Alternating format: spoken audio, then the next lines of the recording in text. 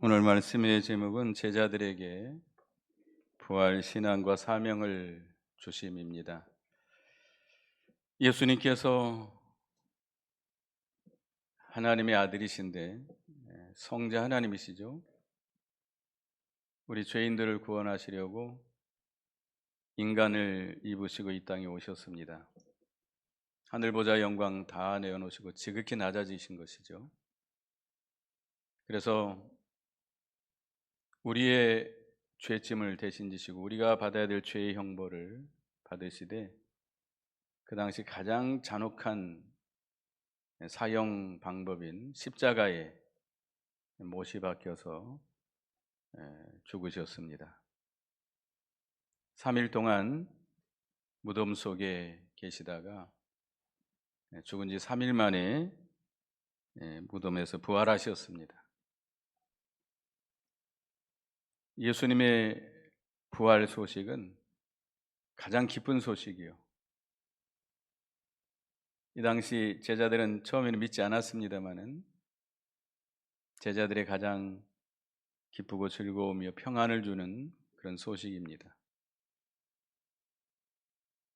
처음에 제자들은 부활하신 예수님을 직접 만난 사람들의 전하는 말을 믿지 않았습니다. 다시 말하면 부활신앙, 부활을 믿지 못했습니다. 그래서 예수님께서 제자들에게 직접 찾아가셔서 그 못 박힌 손과 그 옆구리의 창자국을 보여주면서 그들에게 예수 그리스도가 부활했다고 하는 부활의 확신을 그들에게 주고 부활 신앙을 갖도록 해주셨습니다. 그리고 그들에게 사명을 주셔서 하나님께서 예수 그리스도를 이 땅에 보내셔서 구원을 완성시킨 것처럼 이제 예수 그리스도는 이제 제자들을 온 세상에 보내셔서 그들로 하여금 복음을 전파케 해서 택한 백성을 구원해내는 그 일을 하게 하신 것입니다. 오늘날 우리에게도 그런 사명을 주셨습니다. 우리도 예수 그리스도의 부활하신 그 부활의 확신을 가지시고 부활의 신앙을 가지고 부활의 생명과 그 능력으로 복음을 전파해서 생명을 살리는 이 구원운동에 쓰임받는 우리가 되어야 되겠습니다. 물론 우리도 이 제자들처럼 믿음이 매우 연약한 자들이, 매우 약한 자들이, 그런 예수님께서는 버리지 아니하시고 그들에게 직접 가셔서 믿음의 확신을 주시고 그들을 하나님 앞에 이 생명운동, 구원운동에 쓰임받도록 하셨는데 우리도 참 너무나도 부족하지요. 너무나도 연약하고 믿음이 없고 참 쓰잘데기 하나도 없는 우리들인데 오늘 우리에게 주님은 이 말씀으로 찾아와 주시고 부활의 확신을 주시고 우리에게 귀하게 쓰시려고 하십니다. 여러분들 부활의 확신을 가지시고 이 사명 잘 감당하는 여러분 되시기 바라겠습니다. 여기 본문에 보면 9절에 14절에 제자들이 예수님의 부활을 믿지 않음입니다. 예수님이 6월절, 그 당시 6월절은 안식일이었습니다. 그러니까 6월절과 안식일이 겹쳤어요.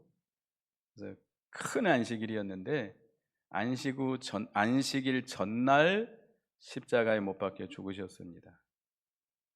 그래서 제자들은 예수님이 십자가에 못 박힐 때 다 도망쳤지만 갈릴리부터 예수님을 따라와서 섬기던 여자들은 그 십자가 밑에까지 따라갔습니다. 그리고 예수님께서 예수님의 시신을 아리마대 요셉이 자기가 판 무덤에 장사 지냈는데 거기까지 따라가서 이 여자들이 이제 이 안식일이 지나면 그 예수님의 시신에 향품을 넣어서 장사 지내기 위해서 기다리고 있었습니다.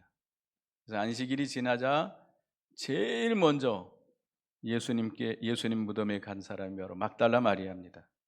막달라 마리아는 7 귀신이 들렸던 여자인데 예수님께서 그 귀신을 쫓아내 줬어요. 그래서 이 막달라 마리아는 그 은혜가 너무 감사해서 예수님을 가장 사랑하고 충성스럽게 섬겼습니다. 그래서 예수님이 무덤에 장사 지낸 바 됐을 때 안식일이 지나자 제일 먼저 그 무덤에 갔어요. 그 당시에는 제자들이나 여자들은 예수님의 부활을 생각지도 않고 있습니다. 그저 예수님의 시신에 향품을 넣어서 잘 장사 지낼 생각만 하고 간 거죠. 그런데 가보니까 무덤이 열려 있고 천사가 그 무덤 속에 있습니다.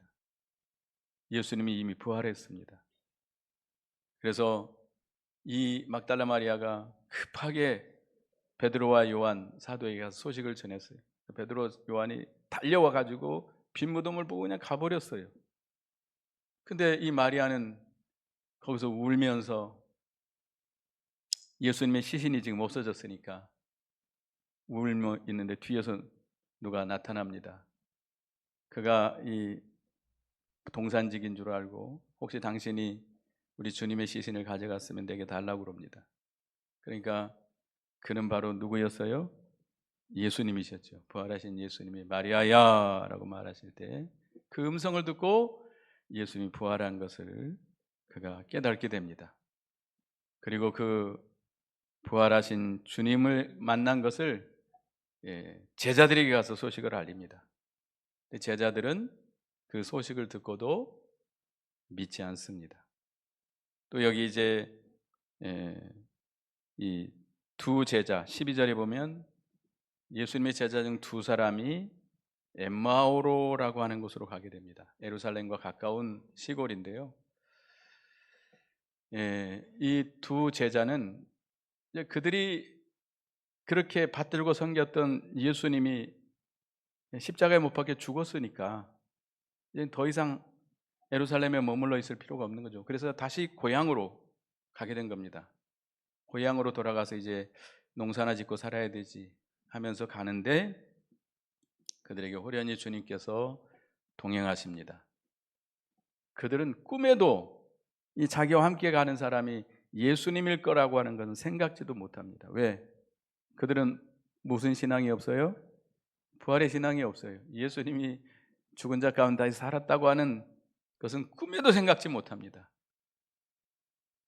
그럴 때 주님께서 그들에게 선지자가 기록한 그 성경 말씀을 들어서 그들에게 풀어주고 그들이 예수님을 대접하려고 식사 자리에 초대했을 때 주님께서 축사하심으로 그들의 눈이 띄어지게 하시고 그가 부활하신 예수님인 것을 발견하게 됩니다. 그래서 이 두 제자는 그 자리에서 예수님을 만나고 나서 즉시 예루살렘으로 다시 돌아가서 그 나머지 제자들에게 우리가 부활하신 주님을 만났다라고 소식을 전합니다. 다른 제자들은 그것을 역시 믿지 않았습니다. 믿지 않았어요. 그래서 예수님께서 이제 제자들이 모여서 식사하는 자리에 직접 찾아가셨습니다. 찾아가셔서 그들이 믿지 않음을 책망했습니다. 책망했어요. 그들이 마음이 완악해져 있어요. 인간의 생각, 인간의 지식, 인간의 경험을 가지고 이 부활에 대한 확실한 신앙을 갖지 못하는 거예요. 인간의 생각이나 인간의 어떤 지식이나 체험적으로는 죽은 자가 살아날 수 없습니다. 없습니다. 불가능한 일입니다. 그런데 예수님이 죽은 자를 살리신 일이 있었나요? 없었나요? 있었죠. 2번이나 있었어요. 제자들이 그거 다 봤어요. 그럼에도 불구하고 그들 속에 이 불신이 가득 차서 완악해져 있어서 예수님의 부활을 믿지 않았습니다. 그래서 누가복음 24장 25, 26절에 보면 미련하고 선지자들의 말한 모든 것을 마음에 더디 믿는 자들이여 그리스도가 이런 고난을 받고 자기 영광에 들어가야 할 것이 아니냐라고 그들을 책망했습니다. 이 사두개인들은 유대교인 하면 바리새파하고 사두개파가 있습니다. 이 바리새파는 정통 보수, 성경 그대로 믿는 자들이고, 이 사두개파는 그렇지 않습니다. 예수님의 부활을 그들은 믿지 않습니다. 그들은 천국도 믿지 않습니다. 이 어떻게 보면 타락한 세속적인 교파인데요. 그들이 예수님께 나와서 이 예수님을 그 부활에 대해서 시험을 하게 됩니다. 그럴 때 예수님께서 이르시되 너희가 성경도 하나님의 능력도 알지 못함으로 오해함이 아니냐. 마가복음 12장 24절에 그들을 책망했습니다. 부활을 믿지 못하는 것은 뭘 믿지 않는 거예요? 거기서 부활에 대해서 기록한 성경 말씀을 믿지 않는 거예요. 뿐만 아니라 하나님의 능력도 믿지 못하는 겁니다. 여러분은 부활을 믿습니까? 대답이 별로 시원치가 않아요. 부활을 믿습니까? 예수님이 다시 살아나셨습니까? 살아나셨어요. 예수님이 살아나셨고, 예수님이 그 빈 무덤을 천사를 통해서 보여주셨어요. 예수님이 죽은 자 가운데서 살아나신 것을 다 알게 해줬습니다. 우리는 성경에 기록된 대로 예수님이 부활하시고 우리도 부활할 것을 믿으시기 바라겠습니다. 그리고 하나님은 능치 못하심이 없으신 하나님이에요. 천지 만물을 창조할 때 뭘 가지고 창조했나요? 아무것도 없는 가운데서 모든 것이 있도록 창조했습니다. 마지막에 우리 인간을 창조할 때는 흙으로 창조했죠. 하나님은 능치 못하심이 없으신 하나님입니다. 왜 죽은 자를 못 살리겠습니까? 나사로의 무덤 앞에 가서 죽은 지 나흘이 돼가지고 썩은 냄새가 나는데 무덤 문을 열게 하고 예수님이 나사로야 나오너라 할 때 죽은 나사로가 어떻게 하고 나왔어요? 그 배로 동인 채로 그대로 나왔습니다. 죽어서 썩어서 냄새가 나는데도 예수님은 살려내셨어요.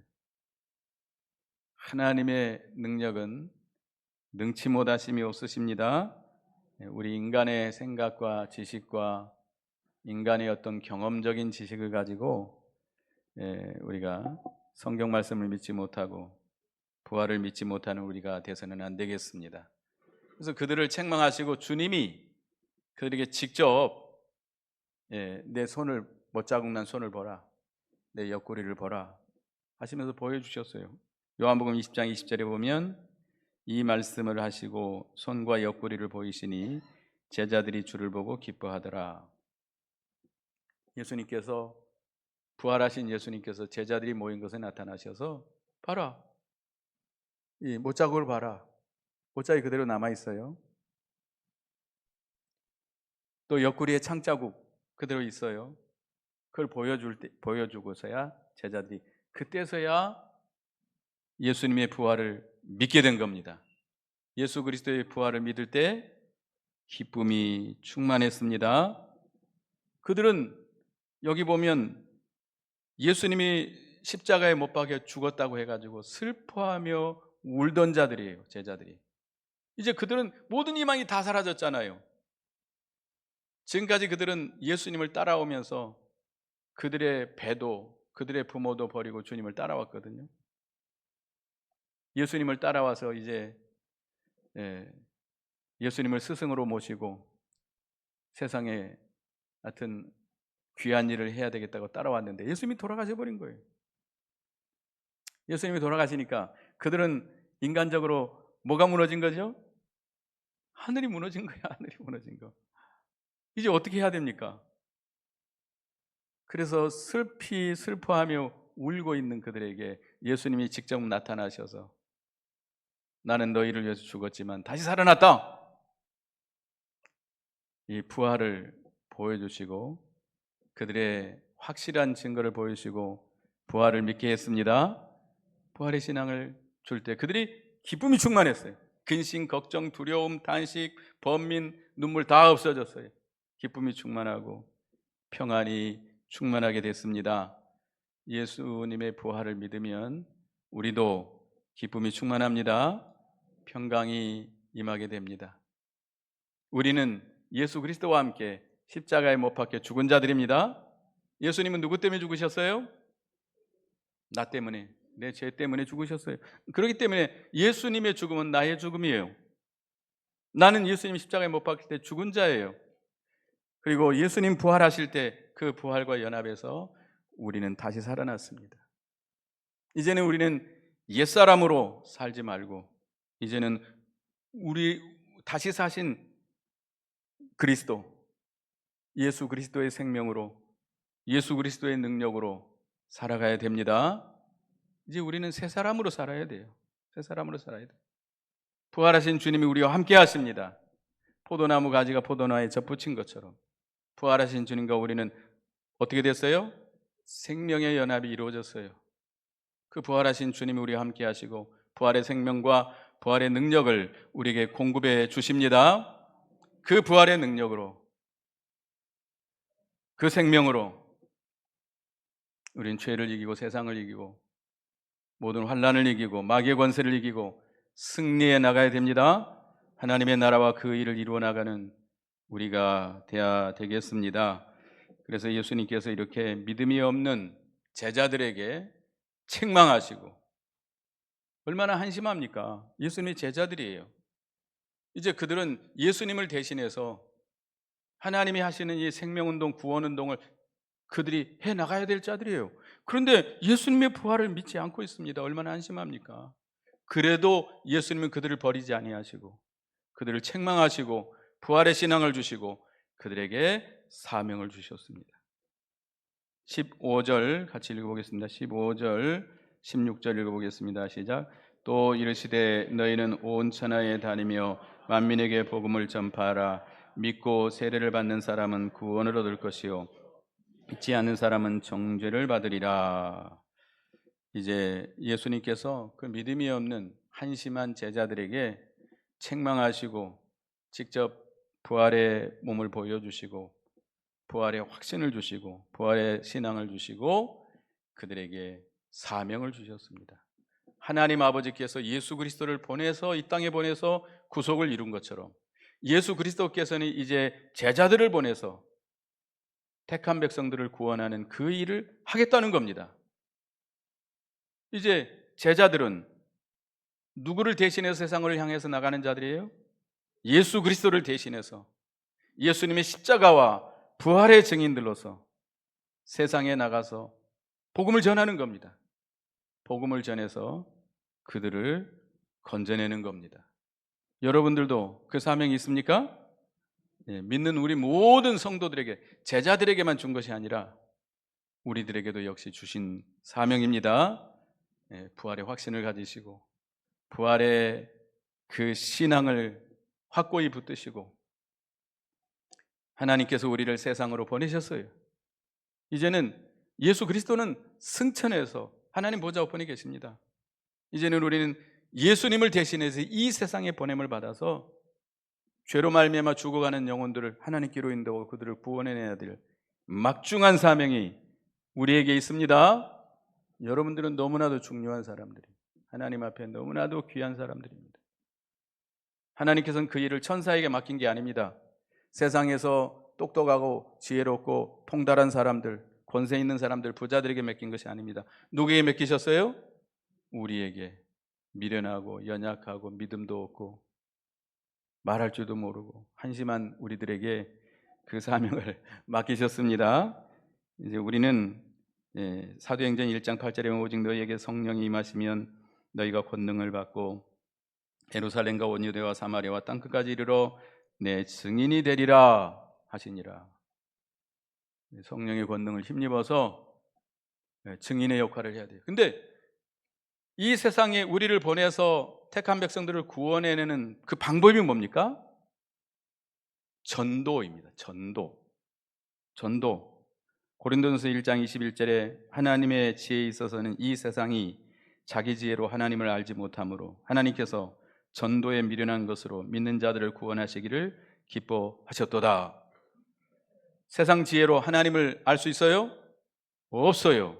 그렇기 때문에 미련하게 생각하는 전도라고 하는 방법으로 믿는 자들을 구원하시는 것이 하나님의 방법입니다. 이 전도가 뭐예요?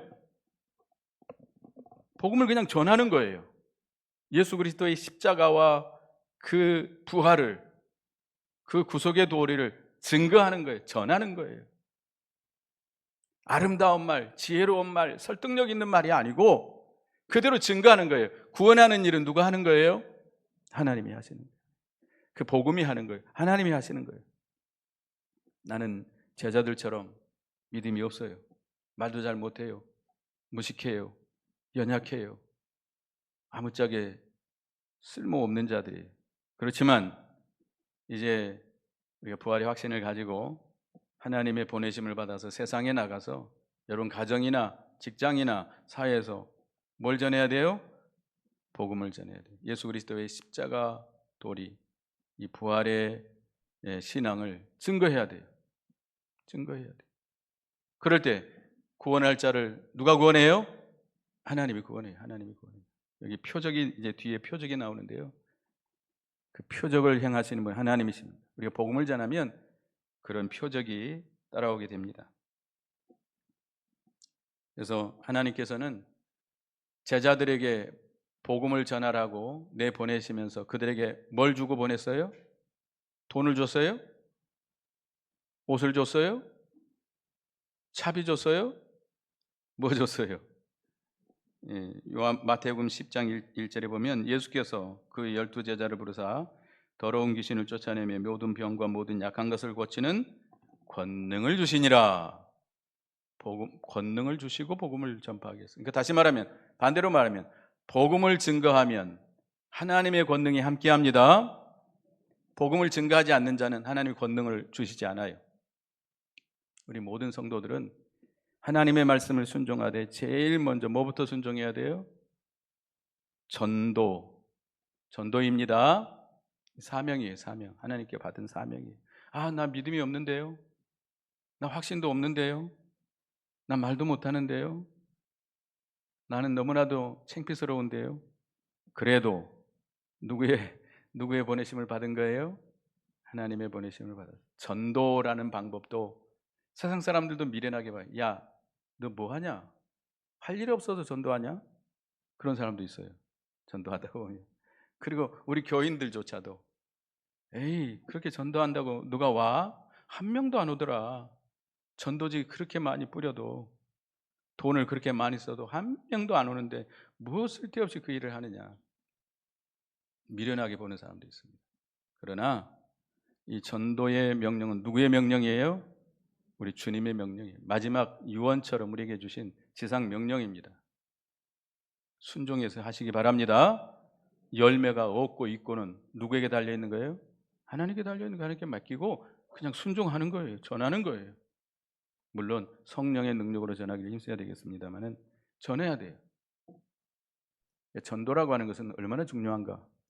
죄로 인해서 멸망해 가는 자들을 그냥 놔두느냐, 그들을 건져내느냐, 그 방법이 뭐예요? 전도예요. 사람들의 구원이 어디에 달려 있어요? 전도에 달려 있습니다. 여러분들이 전도하면 그들을 건져낼 것이고, 전도 안 하면 그냥 망하도록 냅둬버리는 거예요. 여러분의 부모님, 여러분의 남편, 여러분의 자식들 알아서 해라. 너희들 인생이니까 알아서 해라.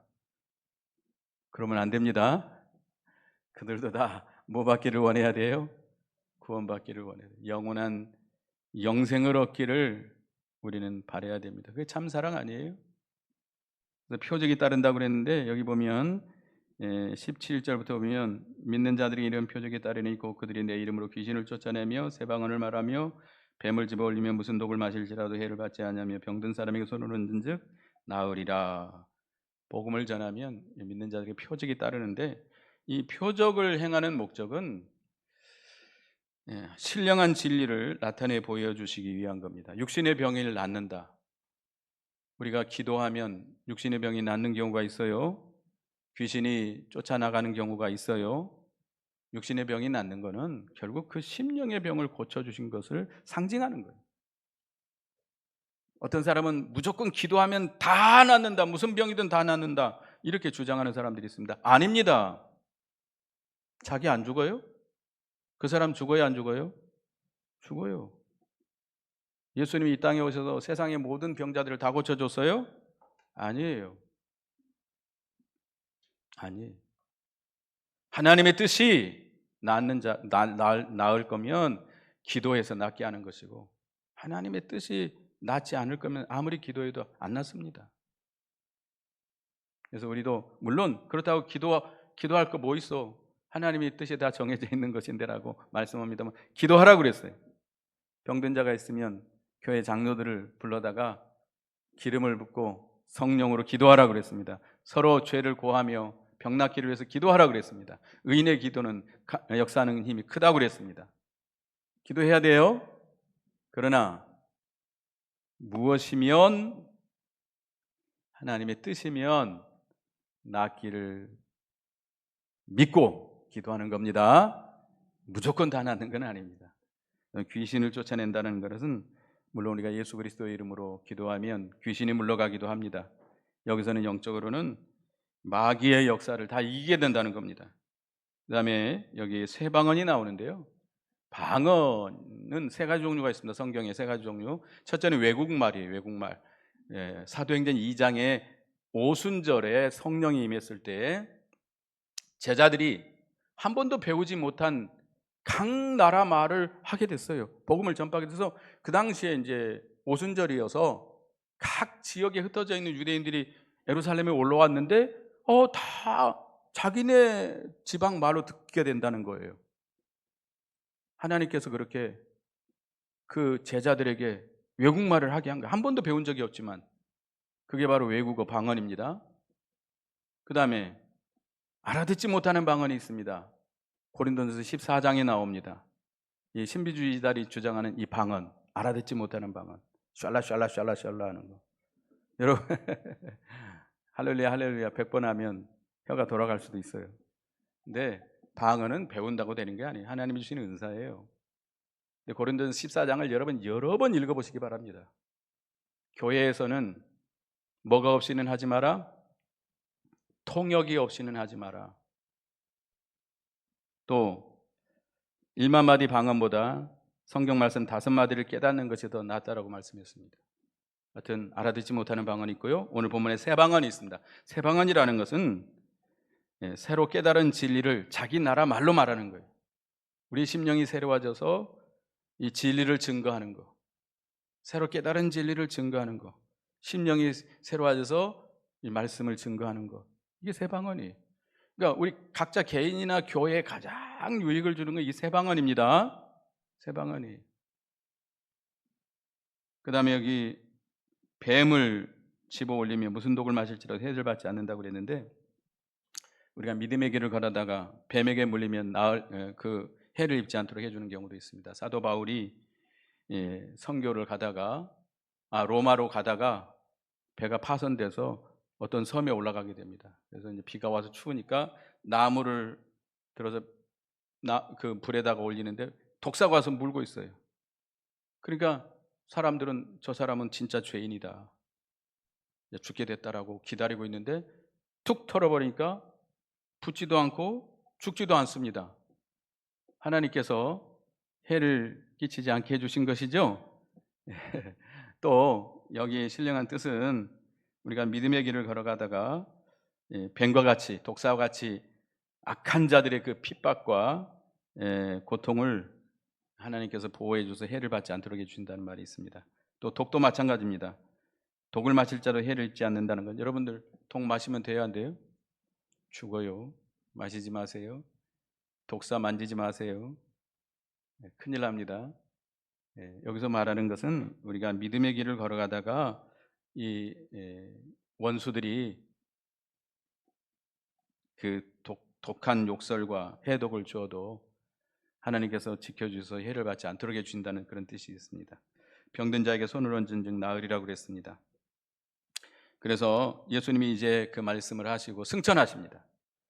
승천하셔서 그 감람산에서 베다니 앞산에서 감람산에서 승천하시는데 구름을 타시고 제자들이 보는 앞에서 승천하십니다. 승천하셔서 어디가 앉아 계세요? 하나님 보좌 우편에 앉아 계십니다. 하나님의 가장 요긴한 편에 서서 영원토록 대제사장으로서 그리스도로서 역할을 합니다. 우리의 모든 구원을 책임지시고 우리를 위해서 친히 간구하시고 우리를 도우시고 계십니다. 로마서 8장 34절에 우리가 누가 정죄하리요? 죽으실 뿐만 아니라 다시 살아나시는 이는 그리스도 예수시니 그는 하나님 우편에 계신 자요 우리를 위하여 간구하는 자시니라.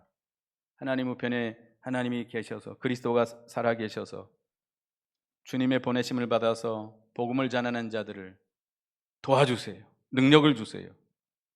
능력의 역사로 함께 해주세요. 그러니까 여러분들은 어떤 자가 돼야 돼요? 예수 믿어 구원받았으니까 가만히 그저 놀고 쉬고 그저 그러고 있어야 돼요? 뭐 해야 돼요? 복음을 증거해야 돼요. 하나님의 일을 해야 돼요. 믿는 일을 해야 돼요. 복음을 증거하는 자에게 능력을 주십니다. 복음을 증거하는 자에게 부활의 주님이 부활의 생명과 부활의 권능으로 함께 해주십니다. 믿는 일을 하는 자에게 하나님께서 능력으로 함께 해주시고 도와주시고 하나님의 역사가 나타나게 해주세요. 제자들이 나가서 복음을 전할 때 큰 역사가 일어났습니다. 이 제자들 참 얼마나 믿음이 없는 자들이에요. 그런 자들인데도 우리 주님의 부활의 신앙을 주시고 보냄을 받을 때 그들이 순종해서 나가서 복음을 전하니까 우리 주님께서 함께 하셔서 큰 역사들이 일어났습니다. 우리도 이제 부활의 신앙을 가지고 나가서 복음을 전하고 믿는 일에 힘쓰는 여러분이 되시기 바라겠습니다. 기도하겠습니다. 하나님 은혜 감사합니다.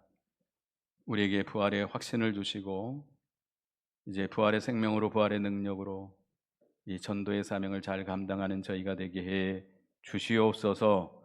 예수님의 이름으로 기도드리옵나이다. 아멘.